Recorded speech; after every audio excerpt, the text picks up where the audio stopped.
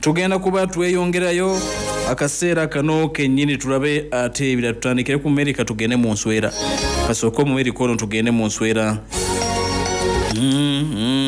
katusoke mu America tugende mu nswera biri tugenze maso nokuba ntubirabye katusoke America tugende mu nswera.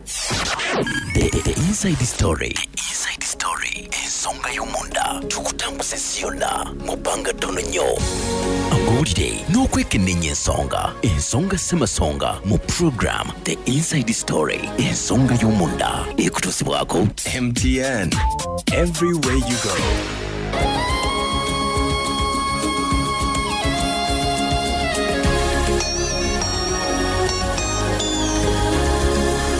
Getulina ku meza yaffe eya The Inside Story gategezeza nti abasajja b'Amerika nga bamaze okuba nti batukwasa facility ennene ddala ebalibwamu akakadde k'ensimbi eza $1.5 ze billions za Uganda 5.5 obukadde 15,500 America zituyiyemu atuwadde facility ebalibwamu obukadde bwa Uganda 15,500 billions 5.5 mu America. Tubadde tukyamubuuza ebibuuzo nga tumubuuza America lwaki wabadde otubega ne batudonatingira kati bw'obagwe bw'obagwe okola otya Omumerika tubadde tukyamubuuza ebibuuzo nti Challenger Bombardier 604 ebadde etubega ebifaananyi badde ebikuba ebitwalawa era ng'olunaku olwajja nakutegeeza ne mugamba nti okusinza ku mwogezi w'amagye yagambye nti ensonga eno bagikutte at the highest level. America nga tukyalindidde okutubuulira aba Africom US Africa Command ne bafulumyawo kekiwandiko nga bagamba nti ennyonyi jasi yatagala mu katono tetundabega ku muntu yenna tubadde tukyali awo saga ebadde y'amaanyi era nga amawulire wiki yonna gabadde gategeezezza nti wabaddewo n'akasatiro mu State House ng'eri abatidde nga bagamba nti Omumerika kiki America okolera ani kati byonna nga bikyali awo eggwanga lya America lirino limaze okuhandinga over vehicle maintenance facility eri amagye ga UPDF kuno si kututeeka mugaati mukamwa America awadde UPDF vehicle maintenance facility eri amagye ga UPDF to enhance the country's capacity in responding to peacekeeping and humanitarian crises.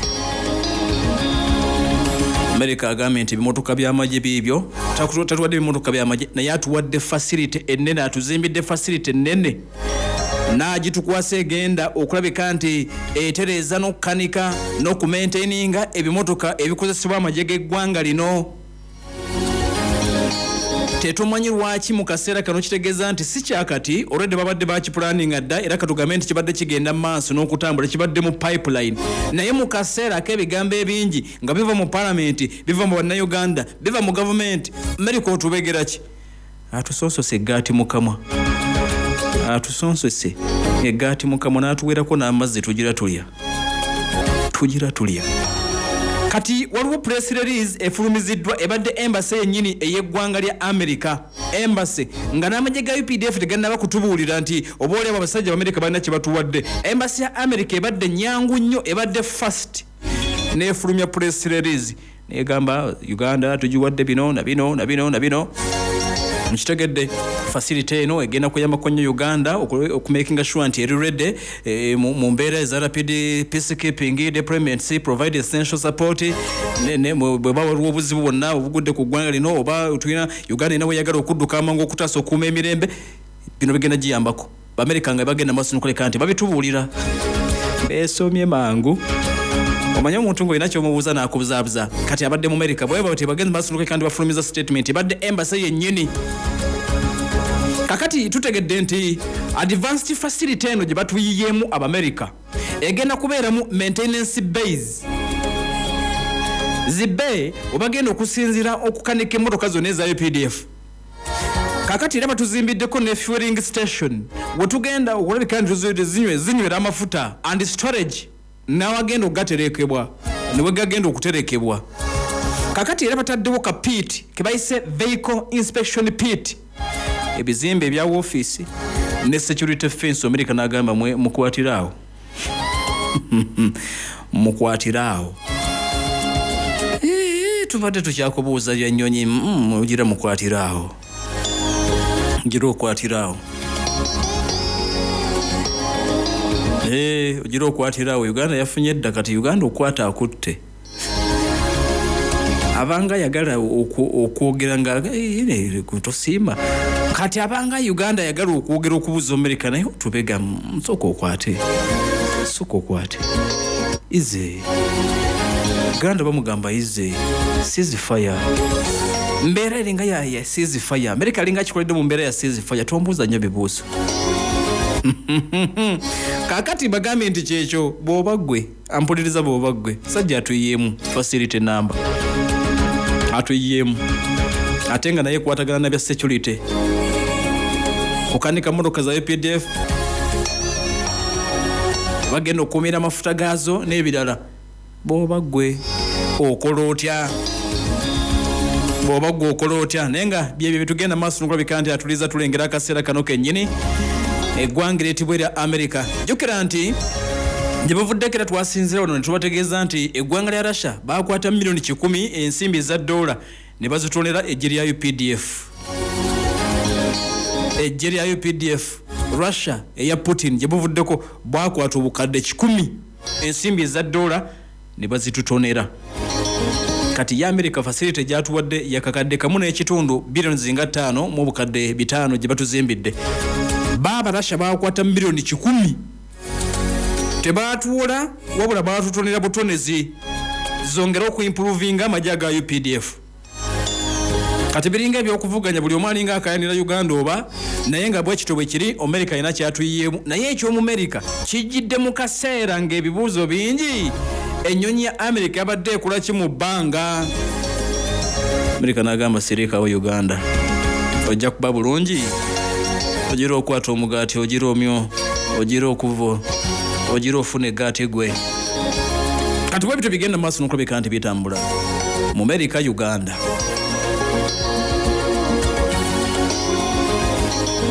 ngenda kuzza mu byobufuzi America tumumaliriza Nepal FM ekkulu ery'omuntu wa bulijjo 226 okulonda kwe tugenda mu kwaki ulira The inside story. Okulonda kwe tugenda mu kwa muliro we either make it or break it. The inside story. The inside story ampuliriza ataddeko ekkulu ery'omuntu wa bulijjo nono yakoze Enswera y'okukisenge aleese eki kuva mu kibiina munda ekya National Unity Platform Makerere Kavule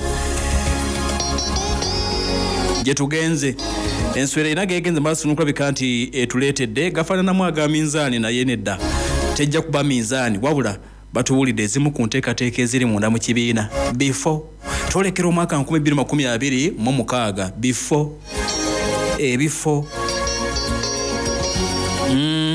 ebifo nga tugenda maaso nokulabika nti atuliriza tubiraba bintu byagezaako kulaba ali agenda okubeerawa bwe tuteeka ono mu kino ekifo ayitawo bwe tuteeka ono mu kino ayitawo kuba meeya bwe tuleeta ono ayitawo oba nedda kaakati gano ga munda tugategedde tebirinaba kuggyibwayo naye ga munda nswera getuleetedde mu nuupu negamba nti eno baabala kino ejenswera yatuleetedde ebiri mu kampu ya NRM nti bangi batandise okwemulugunya ku Nobert Mawa susu babuuza ebibuuzo ng'ate ali mu bbaasi yaabwe ekibiina ekiki yakiteeka ku bbali kale kaŋŋambe nti yakifumbizaamu NRM naye abuuza nnyo ebibuuzo mu NRM gye twabadde olunaku olwajjo kakati ne tusala ne tudda eno mu baana bambala obukoofiira batabani ba principal ne bawala ba principal kiki ekiriyo kati ensonda ezeesigikira ddala okuva munda mu kibiina kino batutegeezezza bino ensonda ezeesigika highly pressed sources ne zigenda maaso n'okuba nti zitutegeezezza nti principal ayagala muganda bwe gwe bayita chairman Fred Nyanzi Sentamu okumujjira ddala mu nteekateeka ez'okulaba nga yeesimbawo kubwa meya bw'ekibuga ekikulu eky'eggwanga Kampala takanyanga nakyo era nakakati nti bwe kikyali. Principal agamba nti no, sikwagala ku bwa meya, ndi mukulu wange naye obwa meya nedda, nswera. Era tutegedde nti Principal Wakiri ajja kulabika nti akola sacrifice ku bantu bonna abadde baagala obubaka bwa Parliament bwa Kawempe y'Amaserengeta awali Kazibe Bashir Mbazira Alhaji Roy Sembogga n'abalala abaagala ekifo ekyo nti Principal alabika ajja kuba mwetegefu nnyo Wakiri okulaba nga constituency yajuwa mukulu we Fred Nyanzi Sentamu naye nga tagenze ku bwa meya. Kakati kitegeeza nti mubiriwo Chairman Nyanzi Fred Sentamu ayingira mu kibalo ky'e Kawempe y'Amaserengeta bwe tulidda n'eminzaani yaawe n'awulira ensonera ne zigenda maaso n'okuba ne zitutemezizzaako ne zitugamba nti Kyagulanyi Robert Sentamu Principal era ayagala musajja we mukono gwa ddyo Secretary General w'ekibiina David Lewis Lubongoya to compete as Kampala Central MP. Kampala Central masekati ga Kampala gamba nti ono musajja we ayagala kumuleeta ku kifo kino amasekati ga Kampala ng'omubaka mu Parliament.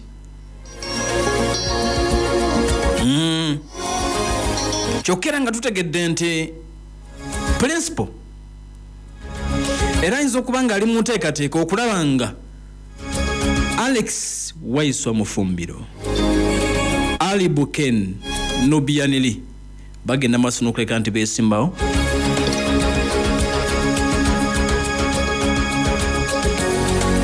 Nakawa East Constituency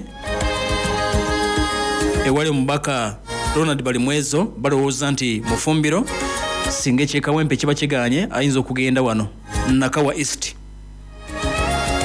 Ate Ali Bukeni Nubianili okumuleeta nga meya ow'Enakawa adda mu kya Paulo Mugambe.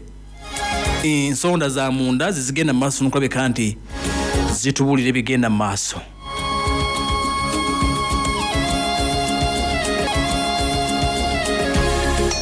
Kakati era tutegedde nti Principal tannama bitegeera bulungi wakati wa Zahara Luyirika Sipiika w'ekitongole kya KCCA ne David Musiri ani anaagenda maaso n'okulabika nti alondebwako okwata kaadi y'ekibiina Makindye West Constituency nti awo nawo wakyaliwo Kalumanywera era nga amanya galinga abiri gokka amanya galinga abiri Principal kwalina okulonda Zahara Luyirika David Musiri Makindye West Constituency. Kakati abasigadde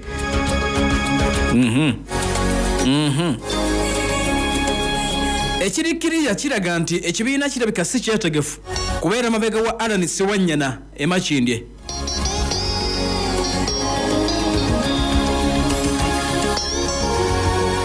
Era tutegedde nti ebirala ebiri munda obukulembeze bw'e Makerere Kavule nti baamaze dda okwogera ne Ali Nganda mu Lyannyama ebyokwagala okufuna ekifo ky'obwa road mayor abiveeko addemo aconcentrating nga mayor w'e Makindye division nti gamutuuseeko dda bakulu baagala asigala awo nga mayor w'e Makindye oba mayor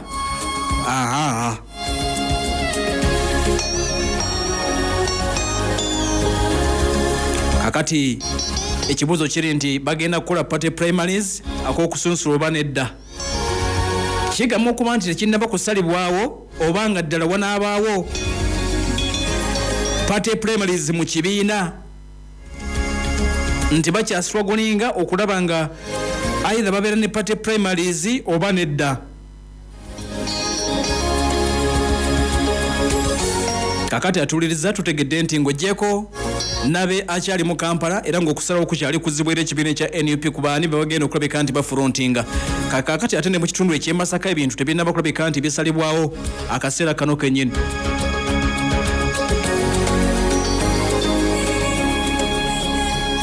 newankubadde nga Alice Nannungi alabika nga yali ku front akaseera kano era nti ekibiina tekinnaba kulabika nti kisalo wakati we ne Lubowa Ssebina Masaka.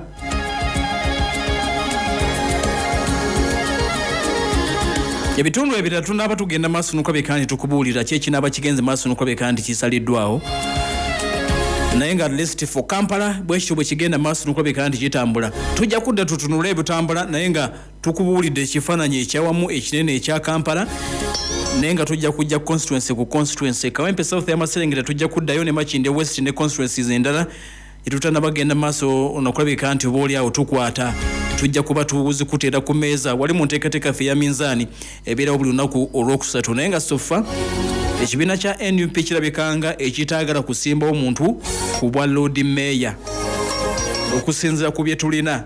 NUP erabika si neetegefu kufaafaagana na Erias Lukwago sofa ekiriwo balabika nga ekifo ekyabajja okukirekera Lukwago nga bwe tubirengedde we natuliza taddeko ekkula eri omuntu wa bulijjo. Of course bwe tubifuna bwe tubikuwa bye tuba tufunye nga update ne tugenda maaso nukulabika nti atuliza tubikuleetera atuwuliriza wenna wooli. The inside story. Okulonda kwe tugendamu kwa muliro, we either make it or break it. The inside story. If your member of parliament has not performed, pick the nomination form and contest against them and come and do better here. But for as long as you shun politics and leadership, you will never ask for accountability and get it. The inside story. You move around trying to destroy the country and saying Anita must resign. Resign and go where? I am still around. The inside story. Anita Among needs to clean her name. Why is Anita Among running away from debate? Why? We need a parliament which is free corruption. The inside story. Mubagendereri ababeefulu okwagala kabaka singa n'ab'omusaayi gwe omwana wa kabaka akugamba ekintu gwe n'otuulaawo n'olya gonja n'oseereza zineddira mutima fe tuli balunnyanja bw'oba onoonya eyasibalo noonya wa mutima. The inside story. Nze n'emyaka 8 ndi kumpi kugenda mu ggulu. The inside story. Tebo muzeeyi watandika ddi okuleeta sisitimu enyigiriza omuntu asembayo. The inside story. Mwatera akaruru kandi bakiba. Does not mean nti temuddamu kulonda n'ekitegeeza mulina okukola more than voting. The inside story.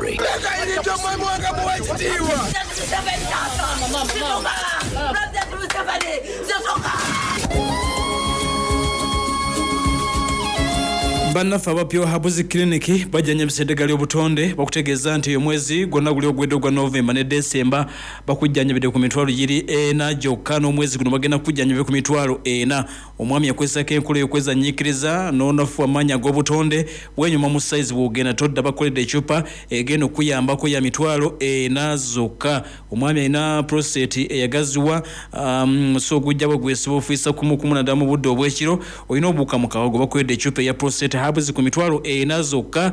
Ecupa egenda kulabika nti ekutaasa abalwadde ba ulcers ofuna ekikeeto omuliro mu lubuto tofuluma bulungi kiyite constipation bakoledde ecupa eya ulcer Herbs ku mitwalo 4. Abakyala n'abaami abatawonzibwa infections olumizibwa mu ndiro ofuluma amazzi agalimu olusu osanyalala olumizibwa omugongo mugende babajjanjabe ku mitwalo 4 zokka buli dose. Pure Herbs bali wali ekyebando Central mubega wa Butaba supermarket oba Starbucks empya. Omusawo abeera olunaku olwokusatu olwokutaano ate nga ne delivery bagikola bulungi nnyo nnyini ddala. Aba Pure Herbs Clinic bw'oba obeetaaze ojja kuba kusimuliza omusamu 5 298 24 075 2 98 24 oba noti 767 318 076 318 Airtel njikuddiramu ne ku WhatsApp kweri kuba essimu bakuleetera eddagala wonna wooli eddagala ya mitwalo 4 eri noti 752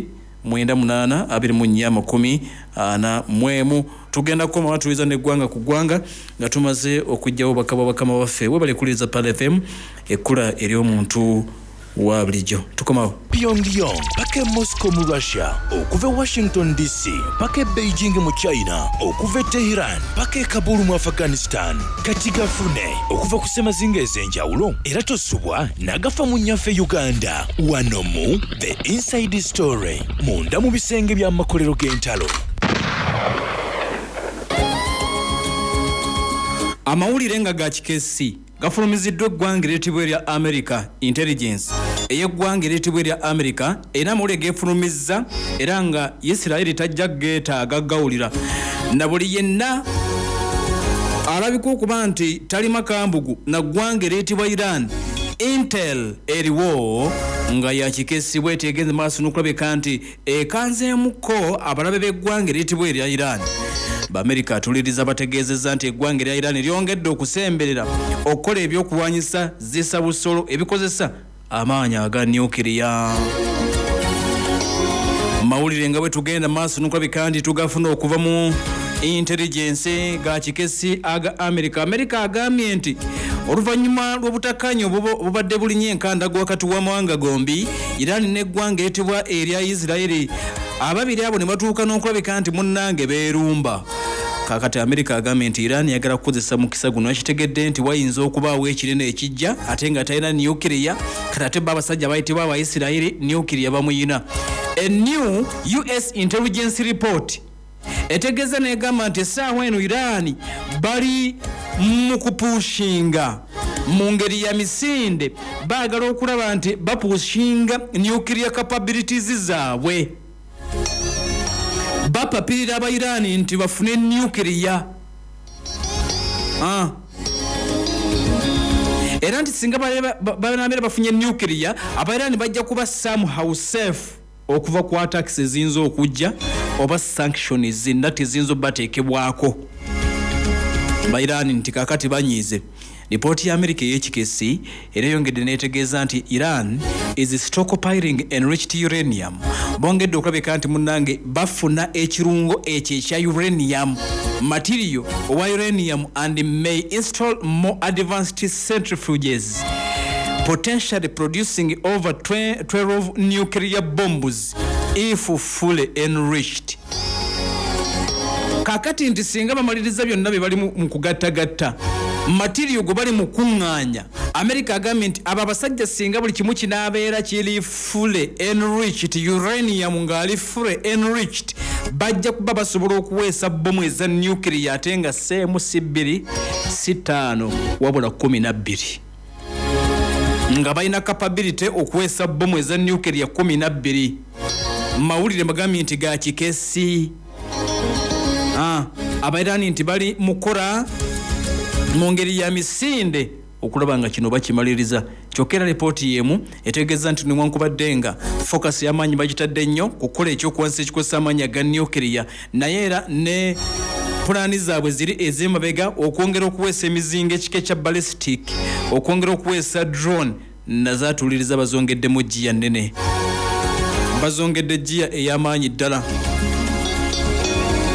Era nti wakati mu lessoni ze bafunye kubanga ebyokulwanyisa by'eggwanga erya Iran bigenze maaso n'okulabika nti bikozeseddwa wali munda mu ggwanga eryayitibwa erya Ukraine abarasha nga beeyambisa drone zaabwe ne ballistic yadde nga abarasha beewakana n'engeri Iran yennyini yabadde abizikozesa nga alumba Isiraeli nga yeeyambisa drone kussa ballistic missile nti lessoni ze zaafunyemu ebyo byabadde asindika engeri gye badde bikubamu ebimu engeri gye babadde babyebakamu kati Omwirani yagala kuzimbira ku ebyo byayize mu lutalo lw'e Ukraine kubanga ebyokulwanyisa bibaddeyo ze shahedi zibaddeyo side eri Omwirani ayagala kuyiga okuzimbira ku ebyo byayize mu olutalo lwabaddemu oba attacks zabaddemu ng'alumba n'okumulumba ayagala kuzimbira ku ekyo ayongera okuleka nti awo nawo anywezaawo emizinga ekika ekya ballistic ne drone capabilities naye nga ripooti ennene eddala evuddeyo ng'eva mu Amerika bennyini ya intelligence ya kikesi etegeezezza nti aba Iran essaawa yonna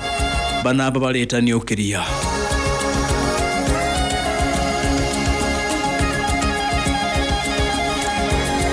Gwanga ku gwanga omulala amalala ge tugenda maaso n'okulabika nti tufuna eggwanga eryitibwa erya Bahamas bwe batu bagenze maaso n'okulabika nti bawakanyiza enteekateeka za pulezidenti wa America gwe bayita Donald J. Trump. Bahamas bagambye nti nedda tetugenda kubeera dumping site. Jjukira nti omukulembeze wa America omujja kawandwa bigambo Donald J. Trump abadde alina enteekateeka kula amalungi okugoba abannansi naddala bava mu mawanga ga third world omuli Uganda n'abalala. Trump abadde ateekateeka bano bafunye gyagenda okubatwala era propose badde ku mmeeza kulaba nti batwalibwa wali munda mu ggwanga etibwa erya Bahamas bafulumiza statement nga bayita mu Ssaabaminisita gwe bayita Philip Davis ne bategeeza nti bagenda kukkiriziganya tebalina na nsimbi zigenda kulabirira abantu abo baganye Bahamas baganye era kibadde kisuubiddwa nti Abafirika abasinga bagenda kutwalibwa Bahamas eyo engeri kiri nti eggwanga ero lirimu abaddugavu bangi ekyenkaniddeawo kakati baganye abe Bahamas bagambye nti mutulekeemu kyotuleetera bantu. Trump akigumiza agamba nti wayingirira mu ntebe bw'ati abantu bangi abali mu Amerika mu ngeri emenya amateeka wakubazza okwaba obwe olwo nno abantu bokka bakkirizibwa bagenda maaso n'okuleka nti be bokka banaasigala mu ggwanga erya Amerika. Abantu atuliriza abawerako battiddwa. Isirayiri bwakoze obulumbaganyi ku ddwaliro eriyitibwa Kamal. Isirayiri agenze maaso n'okuleka nti akoze obulumbaganyi ku ddwaliro eriyitibwa Kamal Adwan Hospital wali munda mu kitundu ekiyitibwa eky'Gaza. Ebifaananyi ebivuddeyo bakulaga abasimatusi nga bonna bajjudde omusaayi. Abasimatusi bagenze maaso n'okulabika nti bajjudde omusaayi. Isirayiri ategeezezza nga ekitongole ekiyitibwa Shin Bet ekyabambega bwe kikoze operation era nti baliko abakulembeze mu kibinja ekya Hamas bagenze maaso n'okulabika nti battiddwa. Omu ku bo ye Majidu Akilani. Isirayiri egamba nti ono mu lulumbo lw'abakolebwako mu mwezi ogw'ekkumi omwaka ogwedde yalulimu bagenze maaso n'okulabika nti bamusse. Komando omulala gwe bagamba nti bamusse bamuyita Ahmed Swaidani. Komanda gwe bayita Mahmoud Mehna naye nti bagenze maaso n'okulabika nti atuliriza bamuse basangiriddwa mu mukwesese ogumu munda mu kitundu eky'oluwannanda olw'e Gaza era ne bagenda maaso n'okulabika nti babase. Eyaleero bwetyo bwegenze yenza omukugulukungu Nuhu kitegeeza nti tukwatagana kuna ku lugenda kubeera lwa Sunday. Of course tuba tugenda maaso n'okwetegereza ebirala ebitambula ebeera lipoota na mutaika mbagaliza akaseera akalungi n'okusigala nga muliriza nga bulijjo. Assalamu alaikum wa rahmatullahi wa barakatuh. Inside Story. The Inside Story. Ebadde kutusibwako MTN Voice Bundles nga zikuba ku mikutu gyonna ate ku bbeeyi ddondolo. Nyiga star M00 star 2 oba okozese My MTN app olondeko daily bundles. Bwe twogera ffenna tetuyimirizika. MTN erungamizibwa Uganda Communications Commission nga bali wamu ne Shell Rimula R3X gula oba okuli service ne Shell Rimula R3X okuyingira akalulu k'okuwangula fulu tanka z'amafuta ne Mitsubishi Kanta empya ttuku n'ebirabo ebirala bingi mu buliwo. Simbula ne Shell Rimula R3X. Shell go well.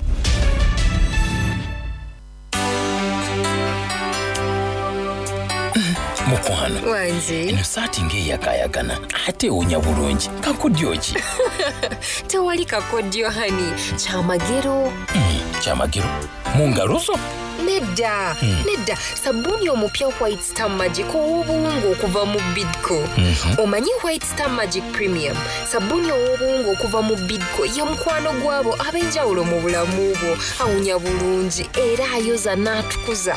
Okukozesa White Star kyamagero mu ngalo zo. Ekyamagero ekigonza omulimu ogwandibadde omunene omwangu ennyo era omunyuvu ddala.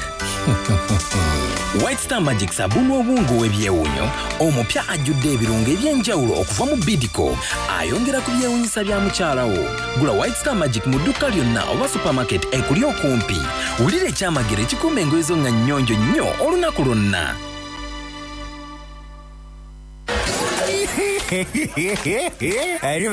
Mzee Kamadi ogenda tutabukako otandise nakuseka weka. Siza butasanyuka. Ngenda kwewandiisa.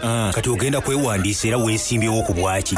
Gwe twotegedde. Zisiri kubya mu bya dunia. Nze nzirayo kola hijja. Kasi tannafuna abatuufu abakola kyenjagala. Be bali waabo. Abatawakalo Travels Hijja and Umrah Services. Mwanange bali balina enteekateeka etasangika walala. Kubanga bafaayo ku buli muntu. N'ekikula kye kati ngafu abakuze. batuyambako okukola emikolo ng'ate tusebeekanya ate ng'ebyendya ebyensula obujjanjabi byonna birungi kino gwayagala okukola hijja oba umura genda ku ofiisi zaabwe ku Magoba shopping arcade okuliraana Masigiri Magoba opposite ne paaka enkadde oba kubira Dokita Kikambi ku ssimu eno 07744293 oba eyamwali mu mayambala 07019410 ne Dokita Kuzayima ku 0758610414 oba eyaseeka Nassa 0759583519. Bismillahirrahmanirrahim. Assalamu alaikum wa rahmatullahi wa barakatuh. Basebo ne banyabo abebitiibwa nga nsinzira wano ku Radio Pearl FM twala omukisa guno okubanjulira programu yaffe eyagonjoka omwaka guno 2024 tetandika ngenda kusomezi 14 Desemba mpaka 28 Desemba inshallah. Wajja kuba programu ez'enjawulo mwetusuubira okuba nti abaana baffe bajja kufunamu obukugu obw'enjawulo. N'olwekyo omuzadde yenna ali eyo obutakotogera mwana we muleete mu gunjula ly'abawummuze tojja kwejjusa. My child, my pride. Gunjuka ne Pearl FM nga lino ly'ebbanguliro ly'abawummuze bonna. Beera mwangu wandisa omwana wo. Okumanya ebisingawo kuba ku 0704-12-12-15 oba ku noti 7-35-455. Gunjuka awagiddwa Macdon Snacks, Ship with Us, Mansour College of Health and Science ne Itihad International School. Nebitegekebwa 17-9 Pearl FM ekkulu ly'omuntu wa bulijjo. Oyagala okuba muwanguzi? Yes sir! Oyina okuba ne stamina ng'ey'empologoma. Wansi mpa push-up 10 ng'okozesa njala. Young what? Twende! Okuwangula kuzibu naye bw'okozesa MTN Momo kwanguwa kyangu nnyo. Sasula oba gula ebintu ng'okozesa Momo okufuna omukisa okwewangulira mobile money owambagirawo. Kozesa Momo app oba nyiga *165*3#. Amateeka n'obukwakulizo bigobererwa. MTN Momo erungamizibwa banka enkulu eya Uganda. MTN Voice Bandozi ziri bei dondolo okukubira emikutu bandozi ziri bei dondolo okukubira emikutu